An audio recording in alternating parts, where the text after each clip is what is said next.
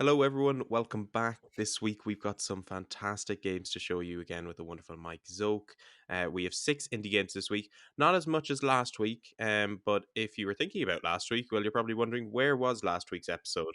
The reason for that, and we actually recorded a fantastic episode with 9 amazing indie games that came out last week, was I had some major PC trouble and had to get it's still going to get repaired now. I'm filming this on my laptop, so if you notice a dip in quality on the camera, that's the reason. Um, but alongside that, that's the reason we didn't have that video out last week. Now, what I'm going to do for this video, though, is I'm actually going to link all of those games in the description down below. So if you missed any of that stuff and you kind of want to find out what games came out last week, there'll be a full list of those 9 games along with the games from this week down in the description below. So please feel free to check all of them out because there was some amazing stuff on there last week that really deserves your attention. But enough about last week and the woes of my PC. Mike, we have some wonderful games, as I say every week, 6 games this week. And we're starting off with a bit of a banger because I'm a big fan of the Chinese Room, especially as a developer because they made one of my favorite games of all time. Everybody's gone to the Rapture. I mean, Yep. Jessica Curry's score in that is absolutely phenomenal. I still listen back to it. Little Orpheus is something I've been looking forward to for a while, and I believe at one point it was delayed due to the war in Ukraine. If I'm correct in saying that, or was it? Its console release was, yeah, it's technically it already released on Apple Arcade, Hmm. and I think on one PC storefront it already is out on, but the console releases were delayed Mhm. because of the conflict. Yeah. So it's coming to those platforms now on the 13th of September. Tell me a little bit about it. What can people expect? Maybe if they've played previous Chinese Room games, is it kind of similar to that, or is there a little bit of a difference? Yeah, so Little Orpheus maintains that kind of side-scrolling 2D platformer. It has the very vibrant art styles and the very, solid soundtrack. But I find its concept to be very interesting because it takes place in the 60s, and during the space race when NASA's trying to like send someone up to the moon and stuff, where instead of the Soviets, instead of sending someone up to the moon, they send somebody to the center of the earth. The connection to him almost immediately gets cut off, so nobody knows what happens to him, and you are him. So you are exploring the center of the earth. There's dinosaurs and all kinds of monsters and creatures and all kinds of wild settings and environments that you get dropped into as you basically try to survive the center of the earth and get back to society. There's a lot of interesting mechanisms, like, and I mean like actual like robots and stuff that can chase you as well. Doesn't seem to have the biggest action aspect. It does seem to be more about running away from the beasts that are hunting you. But I think it looks really neat. I think anyone who's a fan of just 2D platformers with interesting premises, this is a game to keep on your radar. Yeah, 100%. There's a bit of everything kind of there, at least for Yeah. the aesthetic of 2D platformers. So I'm sure it'll probably keep players interested throughout. And of course, the Chinese Room are known for compelling stories anyway. So if you don't trust them already, I mean, what are you doing with yourself? But again, that comes out on the 13th of September. If you're looking for something maybe a little bit more goofy and fun, which we can all use a bit in our lives every now and then. Yusuke Parking comes out on the 14th of September. I remember I saw a little bit of this. It was kind of heavily, I wouldn't say heavily, but it was kind of one of the games that kept popping out to me from the Game Pass stuff at Gamescom. Yep. So maybe kind of dive into a little bit more of that there, Mike. Yeah, so You Suck at Parking was kind of a surprise addition to Game Pass. It was first spotted on a banner at Gamescom with the Game Pass logo, and then it didn't get an official announcement for Game Pass until like 2 weeks after that fact. But I mean, obviously it was coming. We just didn't know when, and we didn't like Xbox never said, "Hey, You Suck at Parking is now coming to Game Pass," like they did with Lies of P at Gamescom. But You Suck at Parking is a racing game where you're trying to park. It's very goofy, very hectic. It gives me kind of like overcooked vibes and the silliness factor of it. There's all kinds of crazy tracks for you to go on.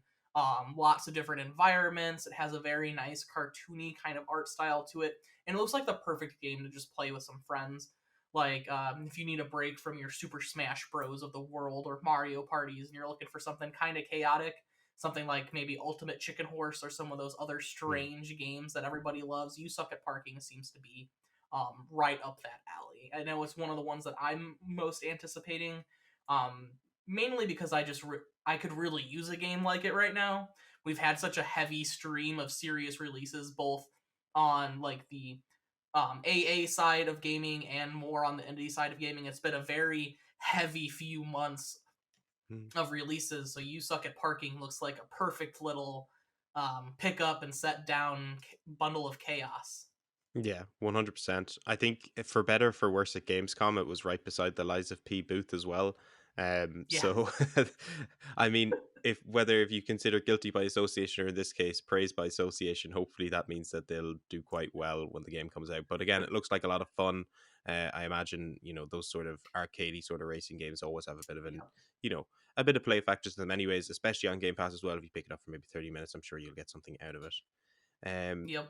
but also come out on the 14th. It's a game I actually didn't realize was coming out, and I've seen an email inbox about it as well. It's a game I played ages ago, Cube. It's on its 10th anniversary, and I actually really enjoyed this on the Xbox One. For someone who absolutely is borderline incompetent at puzzle games, this was a fun That game to play at the time. doesn't stop you from liking them though. No, no, it doesn't stop me from liking them. And again, I will probably delve into this and again fail to complete it. But we will have to wait and see. Cube, the 10th anniversary comes out on the 14th of September. Absolutely fantastic. Come on, tell us a little bit about it. Yeah, so if you're unfamiliar with Cube, basically just picture Portal. That's essentially what Cube is. If you have been dying for Portal 3, knowing that Valve is allergic to the number 3, so you're never gonna get a Portal 3. Cube is a good substitute. It's Mm, not the exact same thing. It doesn't have like the writing of Portal or anything like that, but the mechanics are very similar. Except for instead of opening portals and closing portals and walking through them, you're basically manipulating cubes. Um, it's a very good puzzle game. It came out 10 years ago. It's basically been a cult classic since then. And the 10th anniversary edition is basically redesigning some of the levels, revisiting the gameplay, and kind of polishing it up. It's improving on the graphical fidelity and basically all of that technical stuff that you would expect a remaster to have. It's not quite a remake, but it does improve on like the graphics and stuff like that as well. The gameplay is slightly altered to make it a smoother experience. Um yeah, I mean it is one of the biggest puzzle games that weren't released by a major company. You mm. know, like yeah, you have your Portal and you could factor Legend of Zelda into puzzle games too if you really stretch it. And you have all those big titles that people associate with puzzle mechanics. And then I would say then you have Cube. It's very challenging. I find it a lot harder than Portal. So if you're looking for a Portal like game that is harder than Portal, I would suggest Cube. I also haven't ever finished it, whereas I have finished both of the Portals. Cube is hard. There's also quite a few more puzzles in it than either of the Portal games. I would say it's worth checking out. If you've never experienced it before, it's kind of like an indie must, in my opinion. But even if you have played it before, I would say this looks like it's going to be worth revisiting after so long. Yeah, 100%. I mean, I was immediately drawn to the whole remade in Unreal Engine 4. I think, the best thing about puzzle games is how they look because, you know, Yes. the mechanics and, what you're doing is actually relatively simplistic, but the way in which it's presented is fantastic. And I think, I remember, I know a load of people, maybe a bit older than me, very fondly look back on games like Myst as sort of their pinnacle Yes. of puzzle games. And I think for at least my generation, if you exclude the Portal games, you're looking at The Witness and Cube as kind of being those two that Yeah. really The draw people Witness and in. the yeah, agreed. The Witness and Cube. Hmm. But yeah, again, as Mike said, if you haven't played this is well worth giving a go. And if you have, again, I mean, it'll be an absolute delight to kind of It looks beautiful. reminisce at how stupid I was and still am. Moving on to the 15th, this is a big day for me because I'll be finished my dissertation and I can finally just delve into everything I want to do. So there's absolutely there's some great games coming out on this day. Wayward Strand, which I can feel a little bit targeted by because this is like the cutest thing I've ever seen, and it also just reminds me. Yeah, this was an Odrin pick. This was a I saw this went Odrin. Yeah. Yeah, 100%. It put me in a situation, first of all, where there's old people, please. And also, just the art style alone just kind of screams to me Borderlands, but nice. Um, and I think I'm really looking forward to kind of hearing a little bit more about what this is about and possibly picking it up on the 15th. Yeah, so Wayward Strand is a narrative based game, so don't go into it expecting a whole lot of gameplay. This is about exploring the lives of a plethora of people and how they kind of interconnect with one another. It takes place on an airborne hospital, you're a visitor to it, and you basically get to interact with the patients, the staff, the doctors, find out about them and see how they change, how their lives change, their conditions change over time. You can see how one person's I don't want to like spoil it, how one person's like timeline can affect another person's timeline in the same small place. You can see how the events that occur for patients can have an effect on the staff that is there taking care of them. It feels like a very heartfelt, personal story, something that is more of that heavier title that we've been getting a lot of recently, but kind of different because it's heavy in the sense that it's grounded. Mm. It's exploring something very human. It feels like it's exploring how we as people react to situations of life and death and sickness and health and all of that stuff. It has a very gorgeous art style. It looks like a little storybook that you would read, like your children when they were kids. It has a very nice, almost like color pencil esque like Mm. design to it that I really enjoy. Um, I would say if you're looking for something that's probably short, a little sweet, Wayward Strand would be up your alley, especially since the developers have stated that every playthrough that you have will end up different than the one before it because of how many different events and stuff, the different interactions that you can have with staff and the patients and everything. It's not going to be the same every single time. Yeah, well, no surprise here. You've completely sold me on it. Um, that sounds great. I didn't even clock the whole thing about different endings and different encounters. That sounds like a really cool way of mixing it up and making story-driven games more replayable. Because that's the problem I always have with them is that, I play through them once and then I'm like, oh, not again. And some games do it really well. Like I Yeah. always find myself going back and playing Mass Effect because there's so many different paths. But Well, stuff yep. like I'm thinking mainly specifically like Spiritfarer feels like a slog to go back and play again, despite how Kind of. Yeah. amazingly good that game is. Um, but yeah, no, this is definitely Wayward Strand looks really nice. Um, Probably one of the most chill and probably our biggest sort of up there with Little Orpheus as the biggest sort of narrative driven game this week. Yeah. They're the Um, they're the narrative standouts for this week. yeah. I mean, we completely that comes out on the 15th, and we move on then next to what is arguably the complete opposite of narrative based It driven is. games. Also coming out on the 15th of September, is pretty much a game if you've ever wanted to make your own montage without knowing how to edit. Um, Metal Hellsinger. This has been, I mean, it won about a bajillion awards at Gamescom for, I don't know, just merely existing. Yes. I mean, the demo was fantastic. I've been really looking forward to this game coming out, and I'm sure you have as well, Mike. Yeah. Um, Give us a little bit more info about this. Yeah, so Metal Hellsinger, if you've paid attention to any of our previous episodes, you know that I just really like games like Doom. Mm. It really doesn't matter if it is Doom or if it's just like Doom or it's just I just want Doom, and Metal Hellsinger is Doom except for the more you shoot with the beat of the music, the better you do, the better the experience is. This is a rhythm based first person shooter. Another game like it that came out a while ago is called Bullets Per Minute. So it's really nice to see this kind of rhythm based first person shooter genre kind of exploding. But I think fans of like rock music and metal music will also really enjoy this because it actually has musicians from bands like Lamb of God and A System of Down assisting with the music and the soundtrack for it. So not only are you going to be rocking out to an amazing soundtrack, you're going to have some of the genre's greats pushing you along through every encounter. Um, but I mean, if you know Doom, you know the premise. You're fighting demons in hell. It's gory. It's bloody. One thing that I really like is the weaponry in it seem to be very unique in comparison to Doom. You can get like dual wielding Western pistols and stuff like that. Like it looks very unique despite the visual similarities to Doom, and obviously gameplay wise, due to it being a rhythm based first person shooter, it already kind of stands out a lot from Doom.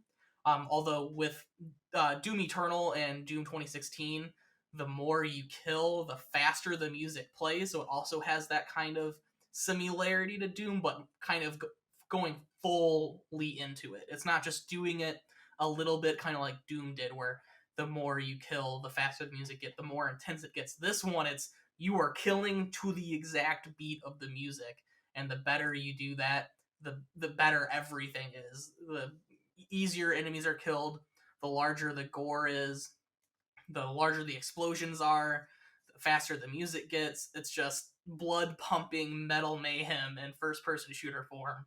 Um, and as I am starving for whatever id Software is working on next, Metal Hellsinger is probably a game I'm going to play the absolute crap out of. Hmm.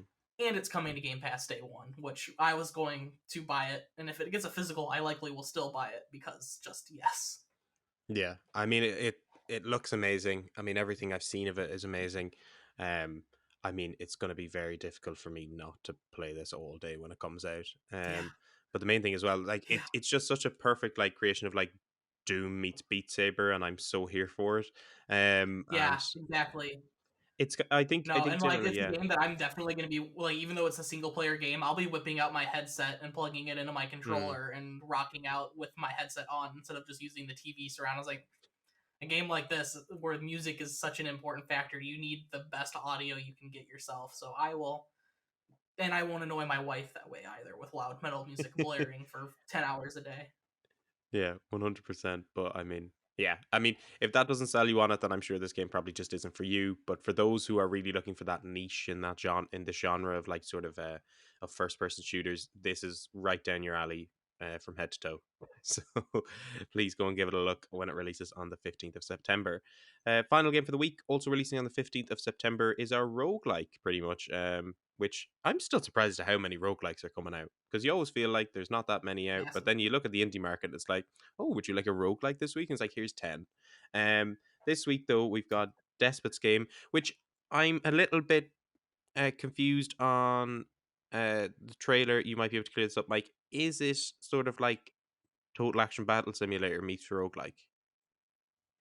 Kind of. So the way that I imagine it is, I don't know if you're familiar with like the like old games like Monster Rancher and stuff where you can kind of like create different little monsters and then there'd be like waves of enemies that would like try. I think they were mostly Facebook games. Hmm. There were some Facebook games like this. You would basically grow different monsters and they would kind of be all around your territory and then waves of enemies would try invading. And that's kind of what this reminds me of. So what you're doing is you are there's all kinds of different machines and mutations and stuff that you can discover for the army that you get to build, because that's basically what you're doing is you are taking these tiny little humans and mutating them into a giant army that you can use um, to and you're basically using them as sacrifices, so they are all sacrifices for you to get to the end of the game.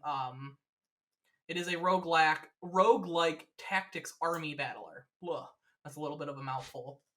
Which isn't a genre that is really big or has a lot of direct comparisons to. Mhm. It isn't a game where the narrative is going to be a big factor. Most roguelikes aren't. I feel like if I see roguelike, I just usually go with, okay, so the story's not going to be that important. And that's kind of what this is. You are basically playing as a godlike person, taking these tiny little humans and mushing them together, evolving them, stretching them into these better versions of themselves to fight endless waves of enemies, so Mhm. that you can get through each of the dungeons that you come across. Yeah, I mean, sounds great. Generally, and roguelikes usually aren't my thing. I mean, bar the obvious exceptions of stuff like Hades. Um, but yeah, I mean, the And Hades is difference. the exception because the story does matter. Yes. uh, but I mean, it's maybe not high on my list, but definitely something I'll keep an eye on at some stage and maybe pick up if I'm feeling a little bit.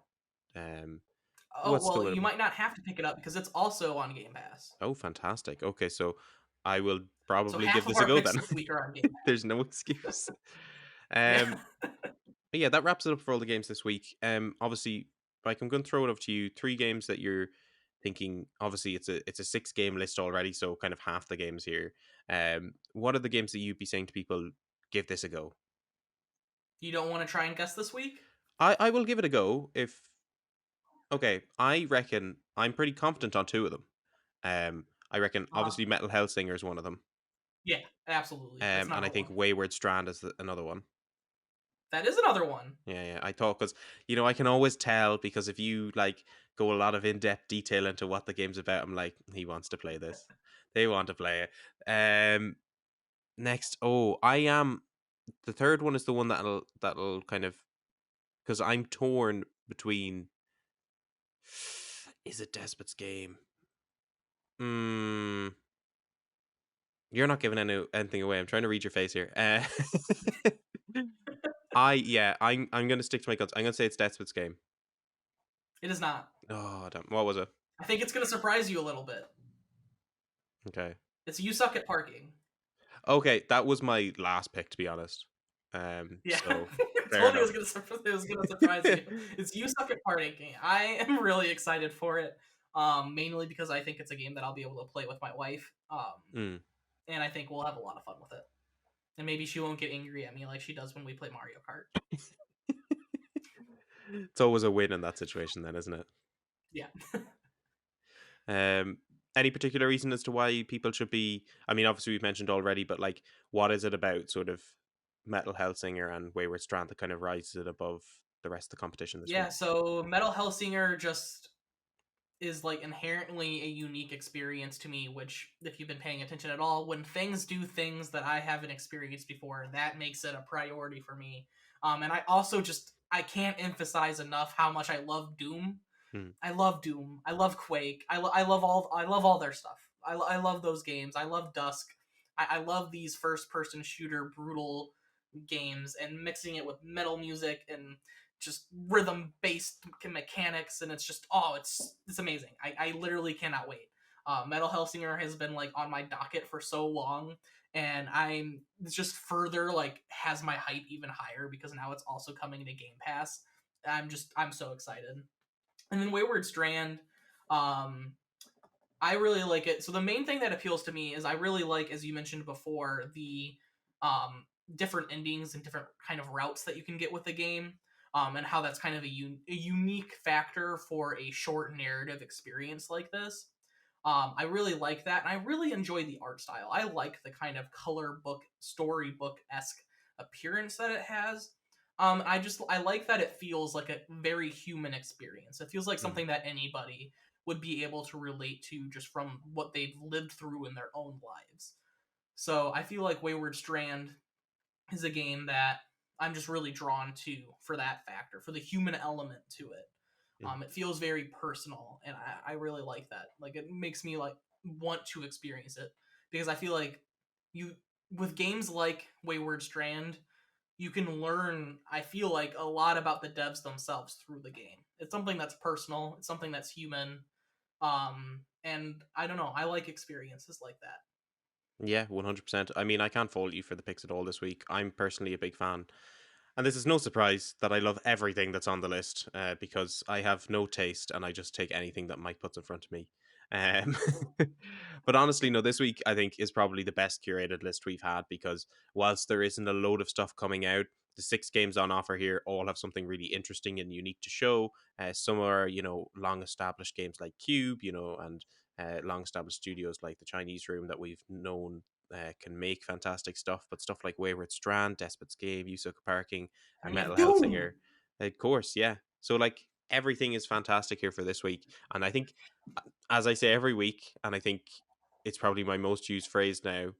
There's something for everyone, so especially this Yeah, week. there is not a repeat genre in this entire list. Every No, single game is different than every other game on the list. actually, I will take it You've back got single player, you've because got multiplayer. yeah, I just want to a quick condolence to all the Japanese game fans this week, as there wasn't one on the list. I know Mike is. I almost added one.